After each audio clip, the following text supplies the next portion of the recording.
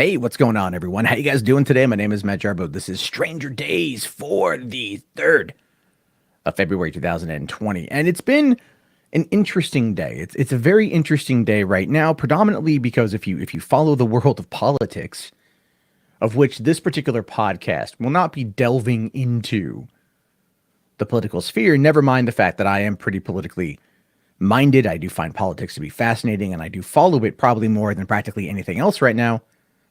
The culture of it on YouTube is absolutely toxic and terrible, and I would rather not wade into it too much. However, I did want to talk about one thing because this is a bit frightening. So what we have here is an image collage that I very hastily put together.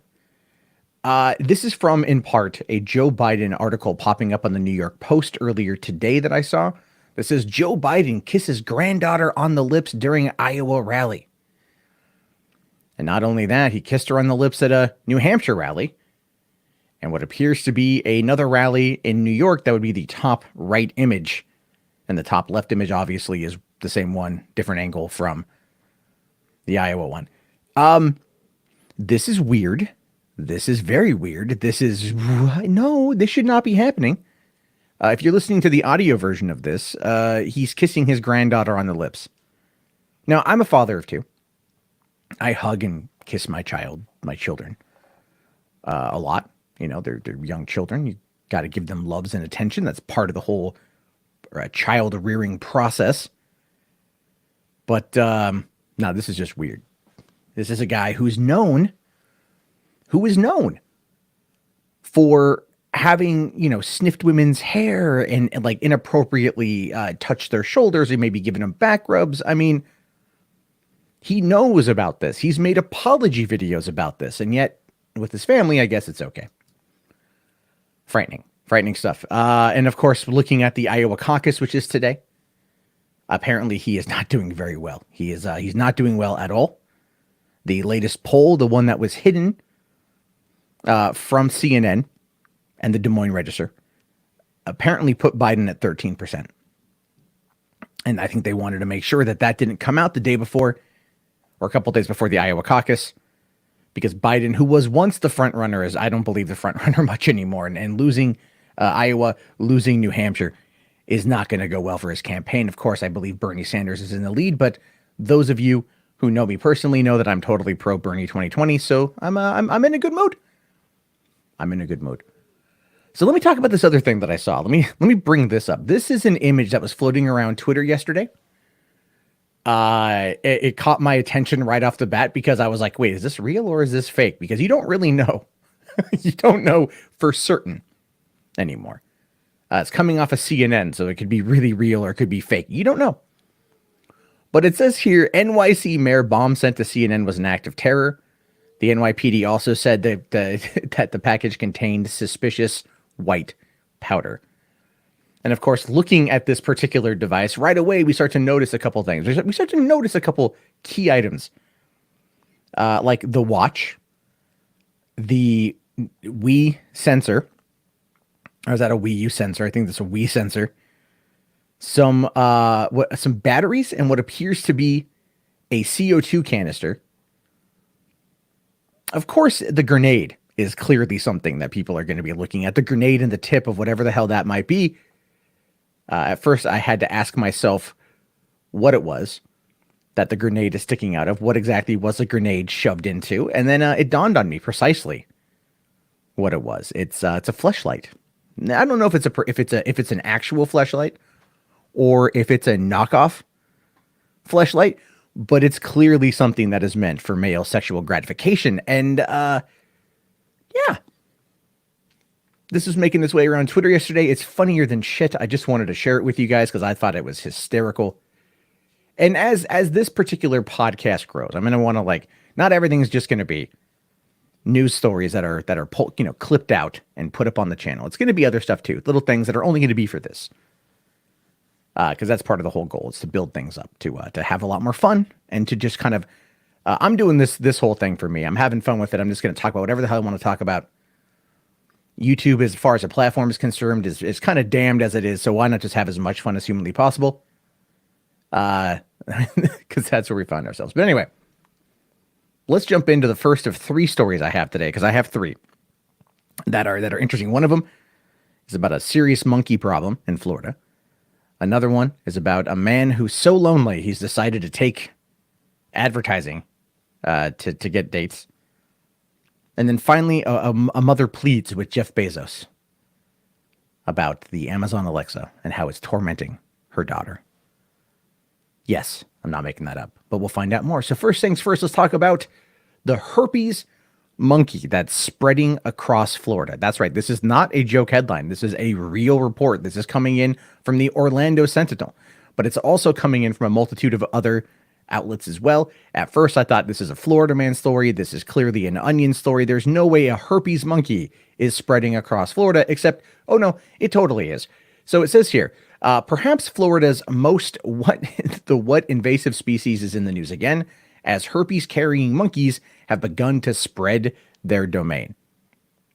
That is, yes, the rhesus macaque, whatever it's called, the monkey, I believe, from Outbreak, many of which have the herpes V virus or herpes B virus, were introduced originally to Florida at Silver Spring State Park in the 1930s. Their population has expanded to hundreds over time, and now they're beginning to appear around Jacksonville.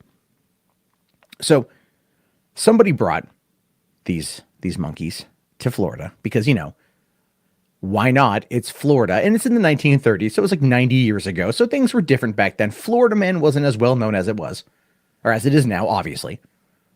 But they bring the monkey in. They also go on to say here that since several recent sightings in St. John, St. Augustine, Palacta, Welaka, and Elkton mark the first time they've made it to Northeast Florida. Although they've also been seen further south as far as Apopka and Tampa. So these guys are making their way around. This could potentially be the next, big outbreak in Florida. And I know Florida diseases kind of seem to go hand in hand. Right? There's always an outbreak of some kind, whether it's the, what's it called? What was the bath salts that the guy was eating the other guy's face with, right? But anyway, while very rare, the herpes V virus is potentially fatal to humans. And while the Florida Fish and Wildlife Conservation Commission has in the past said that non-native species should have some sort of management to reduce health and safety risks as well as threats to native wildlife, agriculture, and recreation, there has not been any population control in place since 2012. So basically, they've known about this for a while. Florida has known that herpes B infested monkeys are on the loose and that they can attack humans. And the real question is going to be, are Florida people, like native Floridians, the type of people you hear about all the time in Florida man stories, the ones that are, cracked out on crystal meth, the ones that are out there doing crazy stuff on bath salts, are these going to be the ones that are going to start hunting down these monkeys in order to eat them? Because why not? Why not have fresh alligator and a little bit of rhesus monkey on the side? But here's the thing. If this monkey was staring dead in the face, if you were out there walking around and you heard, and you look over and you see this monkey and it's just staring at you, those beady little eyes, that red face, then you know this thing it's loaded. It is loaded to the brim with herpes B. Would you go near it or would you run the other direction? Could this potentially be a new outbreak facing Florida? I don't know. I don't live anywhere near Florida. So for me, I'm very happy with that. For me, I'm very happy. I'm very happy that I don't live anywhere near Florida. I'm very happy that for me, I don't have to worry about these monkeys. But if you live in Florida, if you're coming across this story and you live out there, what would you do? That's my question to you. Let me know in the comment section, 100%. Now listen, we know that Valentine's Day is right around the corner, right? Cupid's arrow is going to strike true, hopefully. My biggest hope for people on Valentine's Day is that they get laid. Because I feel not enough people these days get laid. I feel they need to get more laid. I feel sex needs to be a bigger thing in people's lives. Not necessarily procreation, but just getting that nut on. Just getting that nut on. Just being out there and just, plowing the field, right? Getting that right? Some people out there have it tougher than others. See, thankfully, I've been in a committed 11-year relationship, so I don't have to worry about that. But I could only imagine how bad it would be right now in the age of Tinder and Grindr and Bumble and all the other dating apps out there, and how the deck is stacked against a normal dude. Well, a normal dude in London or in the UK has decided to take matters into his own hands. This is Mark. And Mark Roth has hired a billboard in hopes of finding love. This is true. This man has put up a billboard saying, "Date Mark. This could be the sign you've been waiting for. Visit datingmark.co.uk." Not making that up either. This is the story. It says here, fed up with the modern dating app game, Mark Roth decided to pay £425 for a huge sign advertising himself on a busy road in Manchester. The 30-year-old from Sheffield is hopeful it will prompt the perfect woman to swipe right into his life. He says, "I've had more than 100 people get in touch. Unfortunately, half of them are men, but I'm still very flattered." And, well, I mean, look at this. You can kind of see it, like it doesn't specify what his preferred gender is in regards to his dating profile. It just says date Mark. He's getting half men, half women. That's his own fault, in my opinion, to not specify that more clearly. But anyway, it says here, Mr. Rofe, who's been single for a year, says he bought the 3-meter high by 6-meter wide billboard to stand out from the crowd. Saying, like any good idea, it started off in the pub. I was talking to my mate saying how I was struggling in all these dating apps, and I joked that I should just put my face on a big billboard. We laughed about it, but then I actually thought it was a good idea. Is it, though? I mean that. Here's a better shot of it. For one, this guy apparently works in advertising, and so he thought this particular design was a good idea.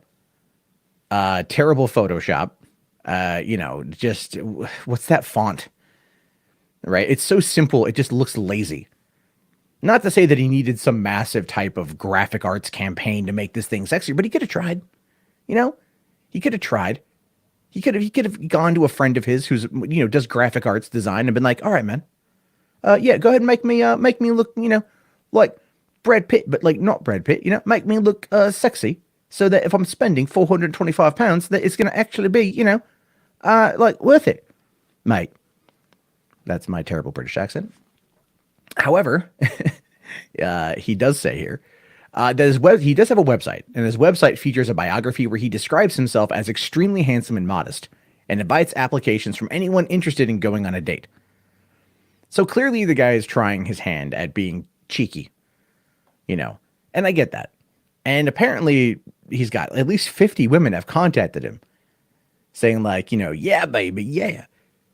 But in the facts and stats section, he says he's 6 feet tall and that his index finger measures 6.82 centimeters and that he's kissed more than 3 girls. Okay. Now, he works in marketing, said he was surprised at the amount of people who had gotten in touch, and he planned on replying to everyone. He says, "Some people might think I'm mad at paying £425, but if I find love, then it's fairly cheap." He says, "I tried to make it funny, so hopefully I don't come across like a desperate loser." Now, I don't want to sit there and say like I'm a desperate loser, but like I've been in a position many years ago where I thought something like this would have been a funny idea, like help Matt find love. If I get like 100,000 views on this website, then this girl will date me, sort of thing. We see little gimmicks and antics like that all the time. We see that thing all the time. On Twitter. "Oh, how many retweets do I need to get in order to get this thing?" And they're like, "Oh, 200,000. They're like, "Done." Yeah, I mean, you retweet it because it's funny and you hope the person gets what they're looking for, and it's really no skin off your sack. But this is a snapshot of the website.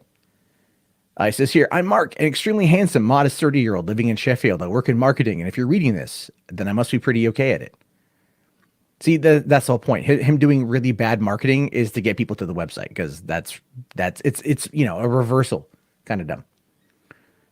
Let's see here. "You're probably interested in me or in dating me. Thank you. I'm flattered. Or just wondering what the hell this website's about.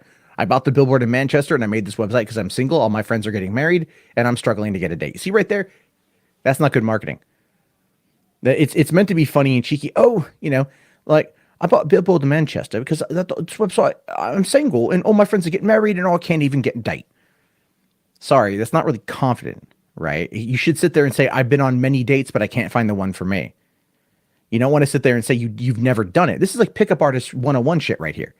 You don't want to come across like you are the weak link. You don't want to come across at all like you don't have any kind of spine, or you don't want to come across like that in any form. And I mean, everyone does it. I've done it. It's not a good look for anyone. So you don't ever want to do that. You don't want to sit there. You don't want to sit there and act like you don't, like you are begging for sex, essentially, because that's kind of what this whole thing is. Or it says here, if you're not, perhaps you can help me by sharing this website or donating to my fundraiser so I can buy more billboards around the UK. So Mark here is obviously serious enough about trying to make this a thing to get a date by Valentine's Day to find true love. And the truth of the matter is, if he finds true love, this would be a great movie. It'd have to be churched up a little bit. This right to be a lot more fun, a lot more interesting, a lot more entertaining, but it could be a movie simply because you have a guy here who is trying to find love. And if he finds it, the girl of his dreams and the adventure of a lifetime, it would make for some good Hollywood fare. But that being said, the reality of the situation is probably this. If he's out there doing that, the likelihood of women who use the dating apps that he is having trouble with probably wouldn't contact him. And just upon first glance, the marketing of it is going to be kind of dumb. And saying you can't get a date's kind of dumb because it's showing that you're a loser. Not to say that you're doing this because it's meant to be cheeky, but you don't have to sit there and demean yourself in the process. Self-deprecating humor works when you're in person, not when you're trying to come on through a website, because text doesn't convey tone, right? Text doesn't convey tone at all. It's why Twitter is an absolute goddamn cesspool. It's a terrible place to be because it doesn't convey anything. You can't ever determine what anyone's trying to say, tongue in cheek or not. So, but he got coverage. I'm talking about him. Other people are talking about him. He got coverage. So maybe Mark will get lucky. And I hope Mark gets lucky. I hope Mark gets the nut. I do. I hope Mark finds the one. And then he can show her his O-face. She can show him her O-face. They can O-face together. But this is a kind of gimmick we've seen time and time and time again. And honestly, at this point, happily ever after doesn't necessarily apply in these situations.